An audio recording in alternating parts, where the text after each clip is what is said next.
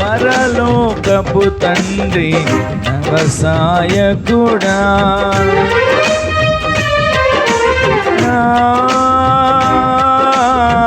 పరలోకపు తండ్రి సాయకుడా,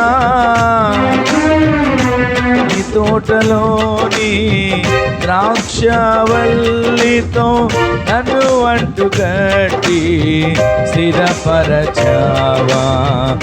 నీ తోటలోని ద్రాక్షవల్లితో నన్ను అంటుకట్టి స్థిరపరచావా. జ్యోతిర్మయుడా నా ప్రాణ ప్రియుడా, స్తుతి మహిమలు నీకే.